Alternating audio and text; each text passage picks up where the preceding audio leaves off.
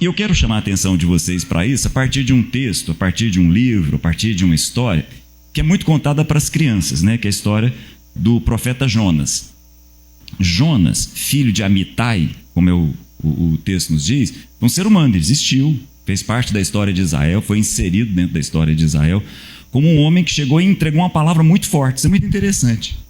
Jonas chegou num reino bem bagunçado, na época de Jeroboão II, não é o primeiro Jeroboão lá que dividiu o reino, na época de Jeroboão II, o reino de Israel estava bem bagunçado, idolatria de norte a sul. Para vocês terem uma ideia, nesse momento, Israel, que havia se separado de Judá, tinha nos seus dois extremos 2 bezerros de ouro.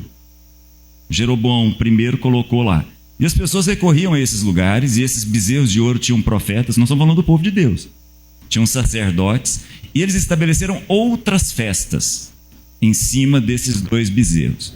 E aí o Jonas, o profeta, aparece e entrega uma palavra para esse povo e diz assim: ó, apesar de tudo, apesar de todas as coisas erradas que vocês estão fazendo, o Senhor, nosso Deus, Yahvé, vai devolver para a gente as cidades que os sírios tomaram de nós. E é isso que acontece.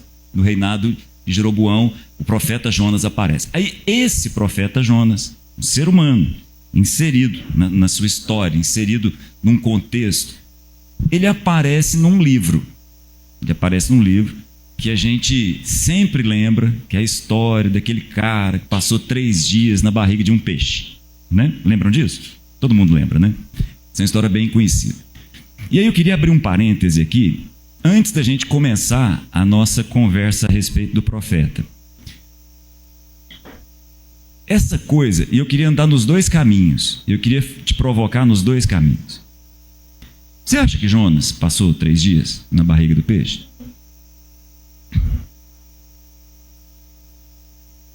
Lá no fundo, o que você pensa? Toda a crítica atual, todos os estudiosos que estudam o livro de Jonas, hoje, século 20 e 21, hoje, eles olham o livro de Jonas como um livro de ficção, um livro alegórico, um livro que no fundo é uma parábola, assim como a parábola do samaritano. Isso. Veja, eu vou repetir, eu vou andar com vocês nos 2 extremos, vou raciocinar com vocês nos 2 extremos, porque os 2 são importantes. Veja bem, será que o Criador, aquele que, usando a expressão poética, aquele que enfiou a mão no saco do nada e criou tudo, porque é essa a expressão de Gênesis 1:1, do nada ele fez tudo, do invisível ele trouxe o visível. Será que o Criador não poderia, olha a pergunta, não poderia ter feito um peixe a ponto de que um homem passasse lá 3 dias? Isso é muito simples, não? Falando sério. Mas eu quero te fazer a pergunta ao inverso. E se ele quiser contar uma história usando isso de forma exagerada, como a história dos 2 filhos e um pai? Porque aquilo é uma história, aquilo é uma parábola. Ou você acha que a história dos 2 filhos e o pai aconteceu de fato? Lógico que aconteceu na história várias vezes, mas aquela que Jesus está contando é uma parábola. Entendem? Veja, essa é uma conversa que não chega a absolutamente lugar nenhum, né? Ou um homem ficou tão pequeno no seu significado, no seu propósito, que qualquer peixe para ele ficou grande. Então talvez o peixe só ficou grande porque o Jonas ficou muito pequeno. Porque uma pessoa vivendo em função de salvar a si próprio não passa de uma minhoca, um verme. E aí até um lambari fica grande. Se for do tamanho de uma minhoca, tá fácil. Pronto. Mas a minha provocação nesse sentido é a seguinte: é a conversa do ateu com o teísta. Deixa eu explicar isso bem. Muita gente, desde a época que eu dava aula de física, o pessoal chegava para mim e falava assim: Cláudio, mas e tal coisa? E aí, à medida que o tempo foi passando, eu fico pensando, por que é que a pessoa está preocupada em provar alguma outra coisa para o ateu? Veja, é a conversa do teísta, eu não envolvi o elemento da fé. Porque o teísta, diferente do ateu, ele crê na existência de Deus. O ateu não crê que Deus existe. Ok? Agora, não significa dizer que a pessoa que acredita que Deus existe tenha fé. O ateu crê na não existência e o teísta crê na existência. Isso. Nenhum dos dois é fé. Não necessariamente há o elemento da fé em nenhum dos dois, mas os dois são crentes. Os dois são crentes, né? E aí há uma bobagem no sentido de um ateu chega com argumentos fortes para um teísta e diz assim: Deus não existe.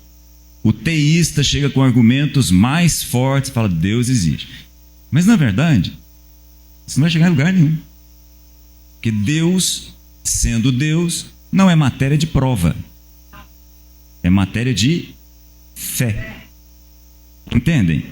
Só que todas as vezes que um crente chega para perguntar a respeito, eu fico pensando se na verdade não é ele que está com uma série de questões internas para serem resolvidas, dizendo que é o ateu que o está provocando, né? Esse é o ponto. Isso que eu acabei de fazer com vocês é o objetivo do livro de Jonas. Não é ficar discutindo o fato se há um peixe, se é uma história, se não é. É que essa história deve nos levar a olhar para o espelho e essa história deve nos fazer algumas perguntas. Toda história que envolve humor, toda história que envolve caricatura, toda história que envolve sátira, no final das contas tem um objetivo: ridicularizar pessoas, situações, costumes.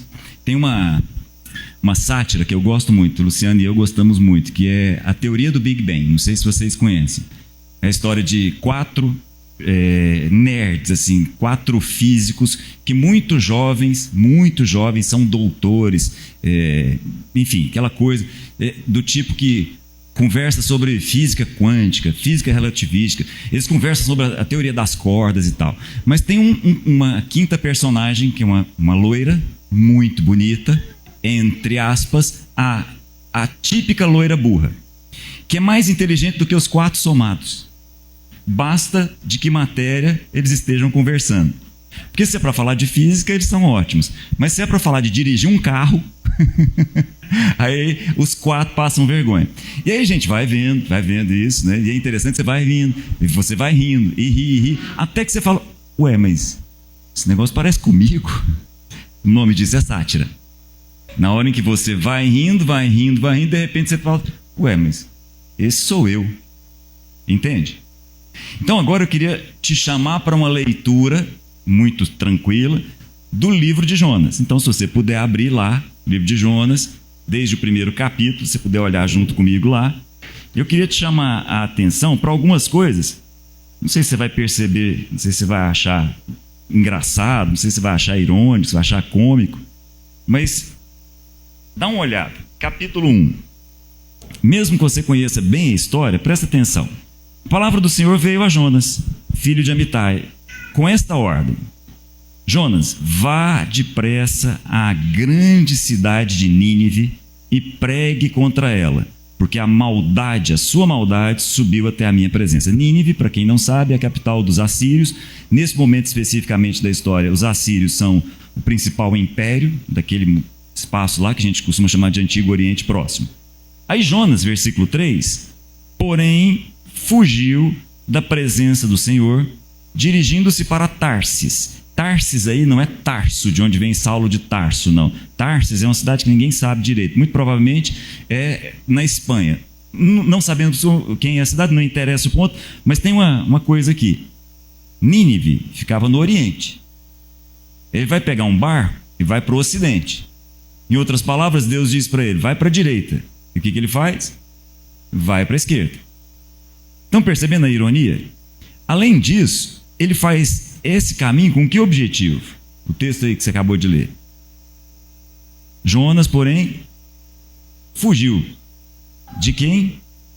Do Senhor. E continua. Desceu a cidade de Jope. Jope é aquela cidade que Pedro tem uma visão, uma cidade litorânea. Desceu a cidade de Jope, onde encontrou um navio que se destinava àquele porto. Depois de pagar a passagem, embarcou rumo a Tarsis. De novo, por que ele embarcou rumo a Tarsis? É possível isso? Tem jeito de fugir da presença do Senhor?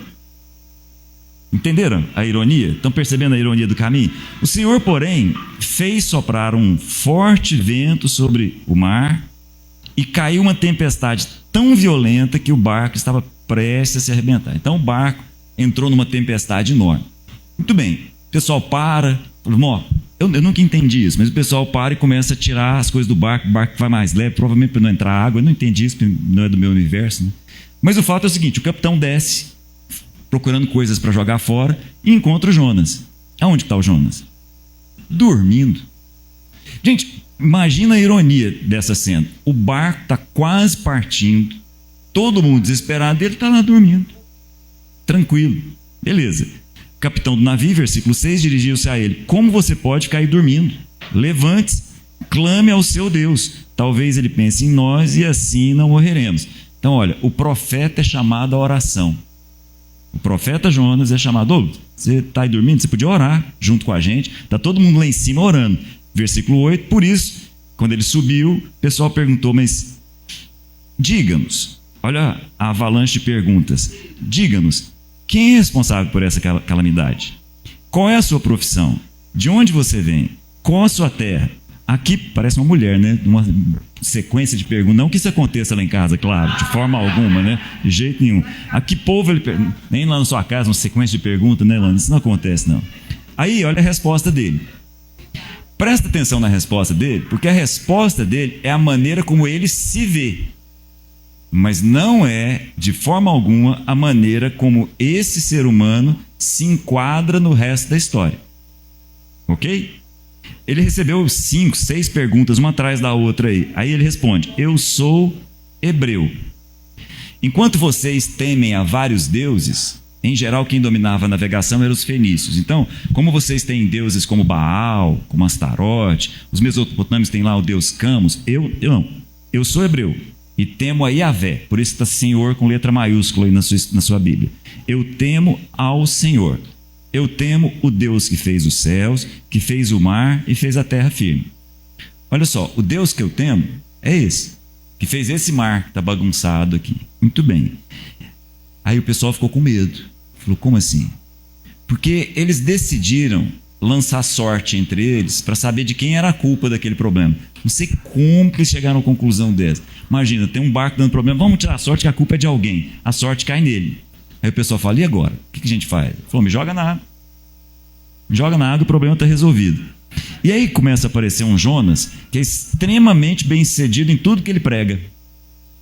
Porque na hora que falou para jogar na água, o pessoal joga, e aí no versículo 14 diz assim, então, todo aquele monte de gente politeísta, então clamaram ao Senhor, clamaram ao mesmo Deus de Jonas, clamaram ao Deus dos hebreus, ó Senhor, ó Yahvé, nós suplicamos, não nos deixes morrer por tirarmos a vida desse homem.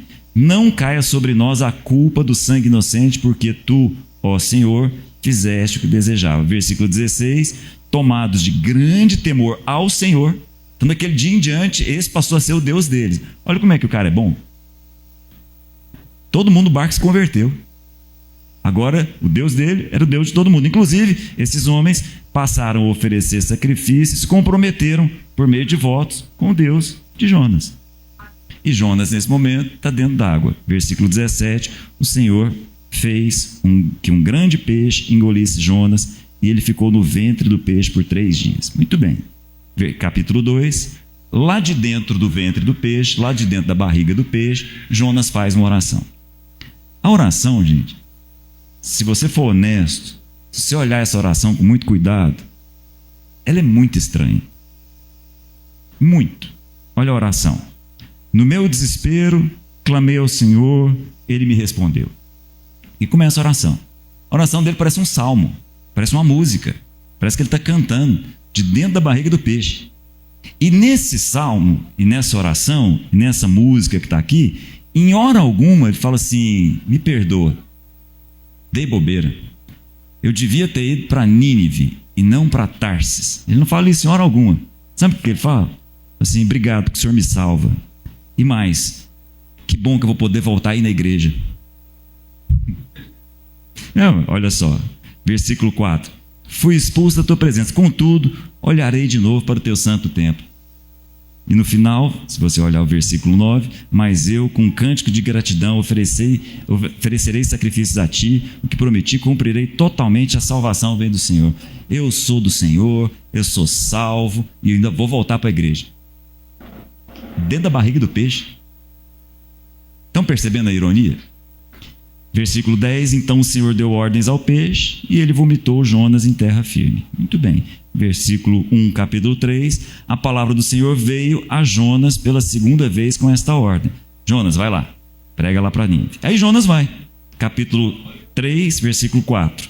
Jonas entrou na cidade, percorreu a cidade durante um dia com a seguinte pregação. Pregação dele, pregação mais simples da história. Daqui a 40 dias, Nínive será destruída. Ponto. Acabou a pregação. O sermão dele era esse. No original são 5 palavras. O sermão mais bem sucedido da história, porque toda a cidade se converte. Excelente pregador, um profeta extremamente bem sucedido em toda a sua pregação. O povo olha, versículo 5, os ninivitas creram em Deus, os cidadãos creram em Deus, no Deus de Jonas. E aí eles decidiram, falam, não, vou ser destruído, caramba. Proclamaram um jejum, todos eles, do maior ao menor, e vestiram-se com pano de saco. Essa é uma vestimenta de luto, vamos dizer assim, uma vestimenta de arrependimento. Eles usavam roupa feita com pano áspero. Muito bem. Aí essa notícia chegou para o rei. Olha, de novo a ironia. O povo recebeu a notícia. Ficaram com muito medo. Creram em Deus, proclamaram um jejum. O povo. Aí o rei ficou sabendo da notícia, versículo 6. Quando as notícias chegaram ao rei de Nínive, ele se levantou do trono, tirou o manto real, vestiu-se com um pano de saco, sentou sobre cinza. Então fez a seguinte proclamação: por decreto do rei, dos seus nobres, não é permitido a nenhum homem nem animal, bois ou jumentas ou ovelhas, provar alguma coisa. Não lhes dei nada de comer. Mas o jejum já não tinha sido proclamado. Aí o rei quis entrar na história, né? Só que ele faz uma diferença. Ah, então todo mundo está de jejum? Vou fazer diferente. Os animais também não vão comer, não. Jejum, inclusive, para o cachorrinho, para a ovelha, para o boi, ninguém come. E o mais interessante, ele diz assim, ó, coloca pano de saco, cubram-se de pano de saco, cubram-se de veste áspera, tanto os homens quanto os animais. Gente, vocês imaginam a cena? Você olha um cavalinho, ele está lá com roupa de pano de saco. Olha a ovelhinha. Estão vendo a ironia? Isso daqui para mexer com a gente, mas o Jonas está lá. Eles dizem, talvez Deus se arrependa, versículo 9, e abandone a sua ira e não sejamos destruídos. Versículo 10, tendo em vista o que eles fizeram e como abandonaram os seus maus caminhos, Deus se arrependeu. Quando Deus se arrepende, a gente termina a história encontrando Jonas, versículo 1, capítulo 4, profundamente descontente e nervoso. Capítulo 4, versículo 1. E aí ele ora. E a gente descobre uma coisa muito interessante. Ele ora e diz assim: Senhor, não foi por isso que eu disse, quando ainda estava na minha terra. Olha o que ele está dizendo. Era isso daqui que não podia ter acontecido. Quando eu estava lá na minha terra, versículo 2, foi por isso que eu me apressei em fugir para Tarso. Quando o Senhor me mandou pregar para a cidade, foi por isso. Sabia que isso ia acontecer. Sabia que eu ia pregar, o povo podia voltar atrás e o Senhor ia se arrepender. Aí ele diz, eu sabia que tu és Deus misericordioso, compassivo, tardio em irar-se, cheio de amor leal e que prometes castigar, mas depois te arrependes. Não é cômico? Você recebe uma mensagem, vai lá e prega para aquele povo. Eu não. Depois que o povo se converte. Entenderam? Vou pregar para eles, eles se arrependem, o Senhor também se arrepende? Não dá não. O Senhor é bom, o Senhor é misericordioso, o Senhor é compassivo, o Senhor ama. Não dá. Não dá, é demais para mim. Agora, Senhor, versículo 3, tira a minha vida. Estão vendo a ironia da coisa? Essas coisas são para chegar no seguinte ponto, versículo 4. O Senhor respondeu: Jonas, você tem razão para ficar do jeito que você está? Ou se você preferir, é razoável, Jonas, que você esteja do jeito que você está aí? Aí o Jonas, não conformado, pedindo para morrer, pensa, não é possível, não vai cair uma desgraça em cima dessa cidade. Aí ele se afasta, vai para um monte e fica de lá olhando. Fica esperando acontecer com Nínive o que aconteceu com Sodoma e Gomorra. Faz uma cobertura para ele no sol lá, tal, e fica. Como todo mundo que conhece o Rio Araguaia, por exemplo, sabe o que é ficar dentro de uma barraca no sol. Tá longe de ser um lugar legal, né? Aí Deus, do dia para a noite, faz crescer uma planta e ela vira um abrigo sobre a barraca. Aí o Jonas fica bem lá, satisfeito. Mas também, da noite para o dia, o mesmo Deus que fez a planta crescer vai lá e mata a planta. E Jonas, de novo, fica muito nervoso. Mas não é demais. Eu tenho que morrer mesmo. Gente, é de uma ironia, é de uma sátira profunda. E aí eu termino como o texto termina. Versículo 9. De novo, Deus, porém, disse a Jonas: Jonas, é razoável? Você se apresentou, Jonas, lá no início do texto, você se apresentou assim, ó. Quem é você, Jonas? Você disse que eu sou hebreu, sou do povo de Deus, temo o Senhor, o Deus que fez os céus, fez a terra, fez os mares. Esse sou eu. É mesmo, Jonas? Você é essa pessoa? Que você está dizendo que é? Que não demonstrou arrependimento em hora alguma na sua oração e que está no fundo chateado porque eu perdoei os seus inimigos. Jonas, é razoável que você esteja desse jeito? É razoável que você esteja nervoso desse jeito? E aí, gente, vem a armadilha. Porque aí eu sou obrigado a fazer a mesma pergunta. Quando eu me encontro diante de uma situação em que eu não queria que fosse daquele jeito, estou chateado e estou nervoso. No fundo, eu estou nervoso com quem? Quem que toma conta de todas as circunstâncias? Não é o meu Deus, que fez o céu, a terra, o mar? Aí estou nervoso com as circunstâncias. Eu posso até falar que estou nervoso com fulano de tal, os meus inimigos. Que num determinado dia pode ser um amigo, pode ser a esposa, quem quer que seja. Não, estou nervoso. E aí a pergunta é razoável, Cláudio? É razoável que você esteja desse jeito? Ou é ridículo que você esteja desse jeito?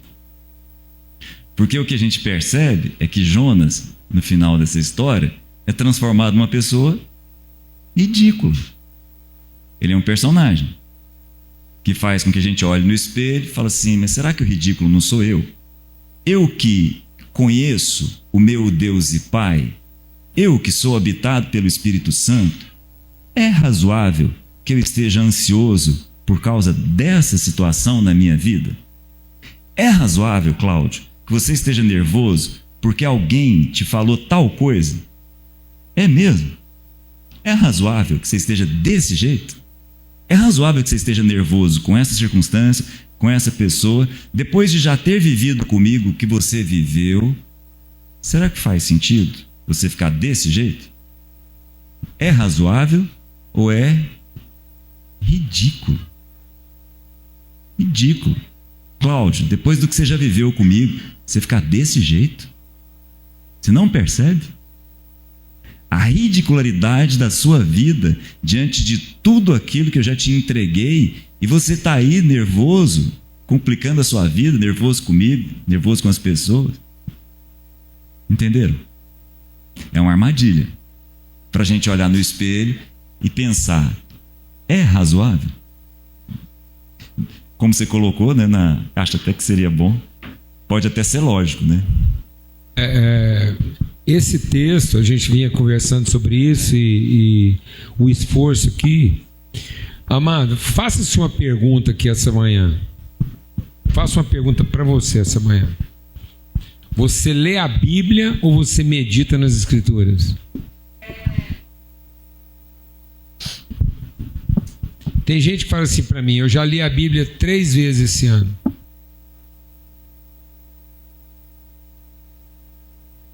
Sabe quantas vezes eu acho que o capeta lê a Bíblia por ano?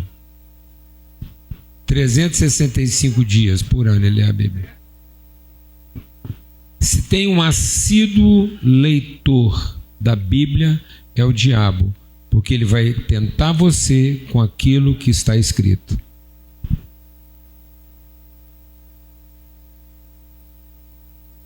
Não tem ninguém que lê a Bíblia mais do que o capeta, não. Porque toda a principal tentação dele vai dizer assim: está escrito. Então o diabo é o maior leitor da Bíblia para dessignificar o seu propósito. Para você transformar a leitura bíblica num definidor entre um certo e um errado. Tem nada que vai comprometer mais as Escrituras na sua vida de que você achar que a Bíblia é para definir um certo e um errado. Quem associou a leitura bíblica a um certo e um errado foi o diabo. O diabo que foi fazer o homem buscar o que Deus tinha falado para ter certeza que está fazendo a coisa certa. Por isso a Bíblia não é um livro histórico, metodológico, teológico, nem doutrinário. A Bíblia é um livro pedagógico. A palavra de Deus é para formar uma cultura e não para definir um entendimento. A palavra de Deus não é para garantir que você entendeu. A palavra de Deus é para garantir que você continue conhecendo quando você perceber que não entendeu. E quem vai confundir tudo que a gente entendeu é Deus. Toda vez que você achar que você entendeu, Deus vai mandar uma lagarta comer o que você entendeu, para você não ficar acomodado ao que você entendeu e continuar conhecendo.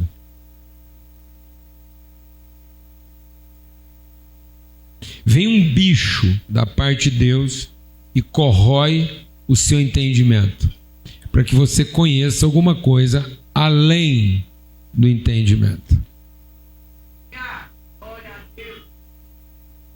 Para que você conheça e prossiga em conhecer.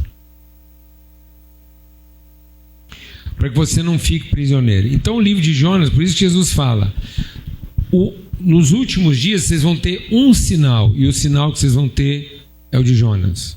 Porque Jonas está escravo do seu entendimento. Ele quer encontrar em Deus uma lógica e não uma razão. Por isso que o Deus da lógica vai te perguntar: é razoável? É razoável você tratar as pessoas do jeito que você entendeu? É razoável você querer que as pessoas correspondam à sua expectativa? É razoável as pessoas ficarem o resto da vida escravas do que você fez de certo e devedoras do seu certo, tendo que pagar para você o errado delas? Afinal de contas, você está querendo que as pessoas conheçam como você conhece ou sejam devedoras do que você entendeu?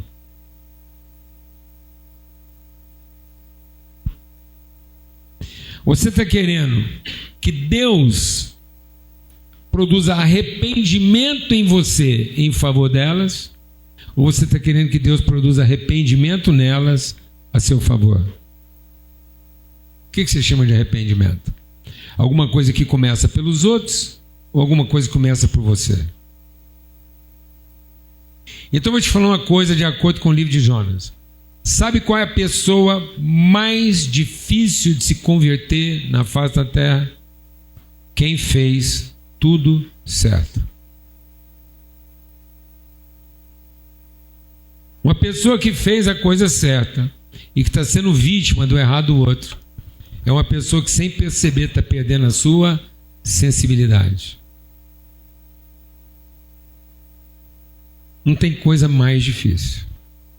Não existe ser humano menor do que aquele que fez a coisa certa. e agora está à espera de que as pessoas se arrependam.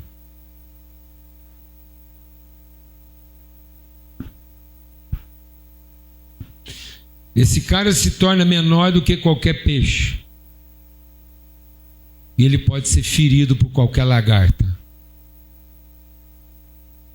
Ele virou um verme.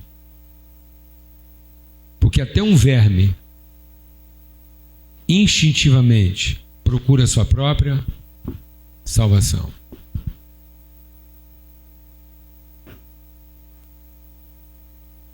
E para quem está procurando a sua própria salvação, não tem Deus errado.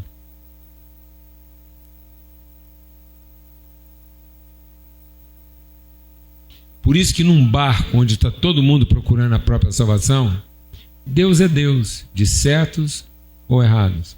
E o que vai salvar a humanidade não é definir qual é o Deus certo naquele barco, mas é o único que conhecia Deus reencontrar o propósito da sua vida. Às vezes você está achando que lá na sua casa as pessoas precisam se libertar das coisas erradas que elas estão fazendo. Na verdade, sua casa inteira está esperando que alguém lá reencontre o seu propósito. O mundo não vai ser transformado porque todo mundo resolveu fazer a coisa certa. O mundo vai ser transformado a partir de uma única pessoa que reencontrou a verdadeira razão de viver.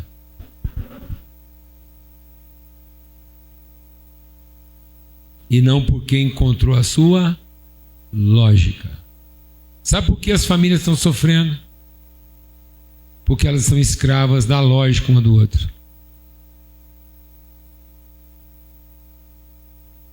E eu vou te falar uma coisa: tudo que você fez na vida, tudo aquilo que te dá sombra, tudo aquilo que te protege, e que no fundo foi Deus que deu, uma lagarta destrói isso do dia para a noite. Sabe o que você acha que te protege? Sabe aquilo que você acha que está te dando a sombra que você precisa? O frescor que faz você sentir a pessoa mais abençoada por Deus? Uma lagarta come isso em menos de 24 horas. Se você não encontrou o quê? A razão da sua vida. Amém, amados? É isso. O pão que custou tanto para a gente guardar, os bichos vão comer ele melhor e antes dos seus filhos. Sabe aquele trem que você guardou para o futuro? Os bichos, o mofo vai comer mais e melhor do que seus filhos. Sabe em quanto tempo um filho come um pão embolorado? Em 24 horas. Em 24 horas, e o pão que ele está comendo já é o de ontem. Não é mais o pão nosso de cada dia. Vou repetir devagar, porque às vezes você não escutou. Enquanto Jonas estava procurando uma lógica, Deus queria encontrar, dar para ele uma razão. Enquanto você está perseguindo a lógica da vida, Deus está querendo te entregar a razão de viver. Você está procurando uma vida que tenha lógica, e Deus está querendo te dar uma vida que faça sentido. Enquanto você está procurando uma vida que tenha sentido, Deus quer te dar uma vida que faça sentido. Enquanto Jonas procurou uma vida que tinha sentido, ele foi ao contrário da vida que faz sentido. Sabe, a vida que tem sentido para você, ela está exatamente no rumo contrário da vida que faria sua vida ser sentido para os outros. Aí está todo mundo perdido, porque o único cara que conhece a Deus está defendendo aquilo que é lógico para ele. O que é lógico para ele? Salvar a própria vida. E quando você salva a própria vida, a vida de todo mundo perdeu o sentido. E aí eu vou te falar uma coisa. Sabe o que seria melhor? Vou te falar uma coisa difícil. Hoje, porque foi Jesus que falou isso, não fui eu. Sabe o que tornaria a vida do mundo inteiro mais fácil? Se o mundo inteiro se livrasse dos crentes que estão aqui tentando salvar a própria vida.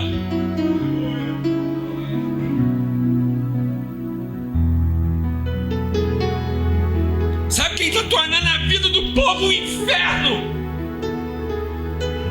Sabe quem está bagunçando a viagem de todo mundo?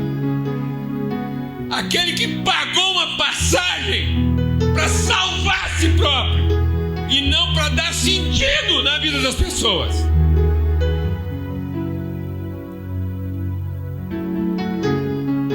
Sabe quem é o único passageiro indesejável nesse barco? Um crente tentando salvar a própria vida, para ter direito ao futuro que merece, e que no fim vai trocar a existência da humanidade por uma árvore que faz sombra para ele, porque ele não quer ter propósito, ele quer ter sossego.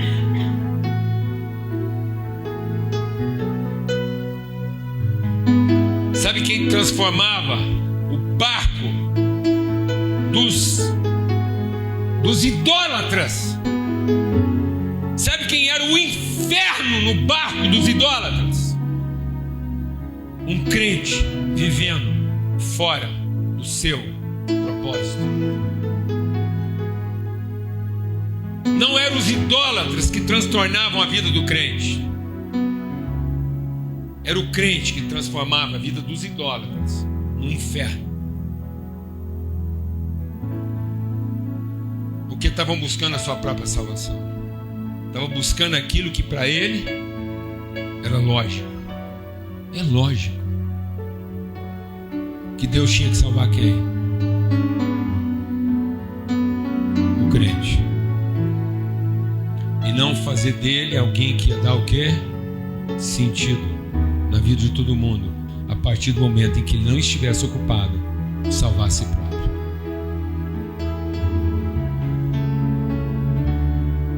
Você está achando que você precisa de um peixe grande? Não, mano. Um verme. Um verme. Um verme que você comeu num tomate. Um escorregão num piso caro que custou tanto para você pagar. Você acha que seu filho precisa de um diagnóstico? Não. Um caroço de azeitona.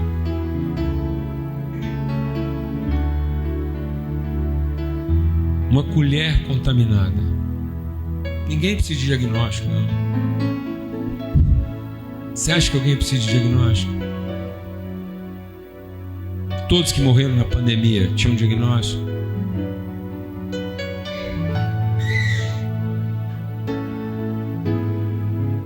Você está procurando uma vida lógica ou uma vida que tem razão? É razoável?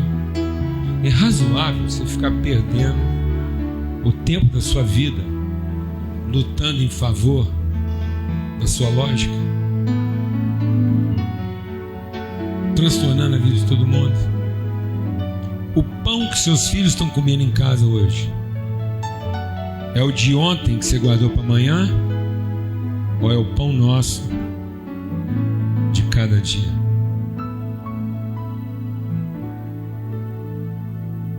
Eu vou aproveitar hoje, o tempo está avançado, mas vou aproveitar contando a história de um orfanato. Eu já contei isso aqui e vou repetir, porque hoje é o dia de repetir isso. Nós assumimos um orfanato com 100 crianças. E o grande problema desse orfanato é que quem tomava conta lá roubava as crianças do seu alimento. Então as crianças criavam porco, galinha. Mas quando matava o porco, a carne do porco ia para os funcionários e ficava para os órfãos só a gordura. Então as crianças ajudavam a tomar conta dos porcos que os funcionários comiam. Eles ficavam só com a gordura. E tinha muito problema de alimentação e as crianças lá ficavam. Então lá o orfanato eram 2 quartos com 50 crianças cada. Então tinha 50 num quarto, 50 no outro. E tinha um escaninho, que é armarinho de aço para cada criança. Então quando a gente assumiu, a gente era um grupo de jovens. Eu estava recém-casado.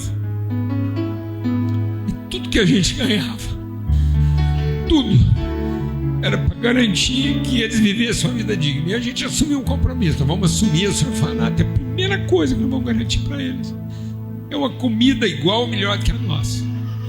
E a gente foi na cidade, fizemos parceria com o supermercado, com uma Perdigão, e nós vamos garantir para eles uma refeição melhor do que a nossa. Reformamos a cozinha. Só que quando a gente começou a fornecer comida para eles, a intoxicação deles aumentou.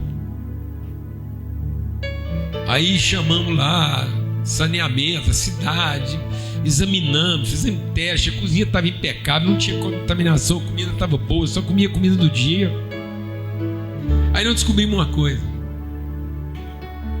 eles tinham tanto medo de não ter aquela comida para o dia seguinte, que eles escondiam a comida do dia e guardavam no armário, no escaninho, sem refrigeração. Então eles pegavam a comida de hoje, guardavam para amanhã, comia de ontem. Pegava de hoje, guardava para amanhã, comia de ontem. Então eles estavam sempre comendo a comida podre e guardando a boa. Sabe o que nós tivemos que fazer? Homens com armários grandes e depósitos grandes, nós tivemos que tirar os armários. Amém, irmãos? Até eles entenderem que tinha comida todo dia. Sabe o que tem muito homem e mulher de bem fazendo aqui? Guardando o pão nosso de cada dia para amanhã. E aí a família dele está sempre comendo pão de ontem. Amém, irmãos? Glória a Deus. Agora você entende porque uma lagarta pode destruir seu sonho.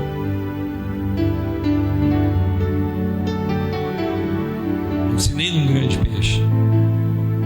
E agora nós vamos repartir o quê? Vamos repartir o que agora, mano? O pão nosso de cada dia. Sabe qual é o pão nosso de cada dia? Não é o que foi guardado, é o que é repartido. Você quer guardar um pão? É o de ontem. Quem quer salvar pão? Quem quer salvar pão aqui? Vou te falar como é que você salva pão. Reparte e come, porque ele está salvo pro resto da vida. Amém? Vocês estão vendo aqui pau. Ó, isso aqui é um pão com 67 anos de idade. Amém? Alguém aqui já viu leite de 67 anos? Tá vendo? Aqui, leite de 67 anos. Sabe por quê? Porque ele não foi. Ele foi o quê? Repartiu. Quer perder um pão? Guarda. Quer salvar? Reparte. Ele está salvo para sempre. Vamos repartir aí. Comer dele todos. E diga para quem está do seu lado aí: meu irmão, esse é o pão nosso de cada dia. Seguir e te conhecer.